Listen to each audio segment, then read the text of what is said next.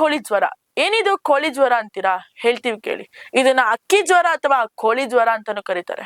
ಇದ್ ಹೇಗ್ ಬರುತ್ತೆ? ಇದ್ರ ಲಕ್ಷಣಗಳೇನು? ಇದಕ್ ಪರಿಹಾರ ಏನು ಅನ್ನೋದನ್ನ ತಿಳಿಸ್ಕೊಡ್ತೀವಿ ಬನ್ನಿ. ಈ ಕೋಳಿ ಜ್ವರ ಹೇಗಪ್ಪ ಬರುತ್ತೆ ಅಂದ್ರೆ ಹಸಿಯಾಗಿರೋ ಅಥವಾ ಅರೆ ಬೇರೆ ಬಂದ ಮಾಂಸವನ್ನ ತಿಂದ್ರೆ ಬರುತ್ತೆ.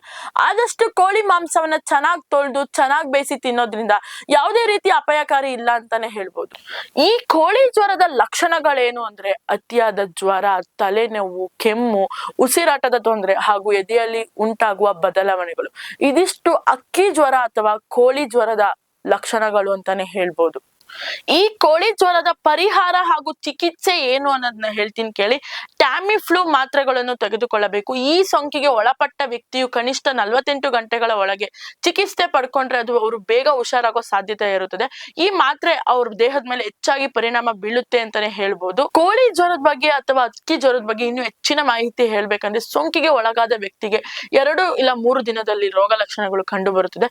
ಇದೆಲ್ಲ ನೋಡ್ತಾ ಇದ್ರೆ ಕೋಳಿ ತಿನ್ನೋದ್ ಸೇಫಾ ಅನ್ನೋ ಯೋಚನೆ ಮಾಡೋ ಪರಿಸ್ಥಿತಿ ಬಂದಿದೆ. ಚಿಕನ್ ಬೇಕು ಅನ್ನೋರೆಲ್ಲ ಈಗ ಚಿಕನ್ ಸವಾಸನೆ ಬೇಡ ಅಂತಿದ್ದಾರೆ. ನಾನ್ ವೆಜ್ ಲವರ್ಸ್ಗೆಲ್ಲ ಇದೊಂಥರ ಬಿಗ್ ಶಾಕ್ ಅಂತಾನೆ ಹೇಳ್ಬೋದು.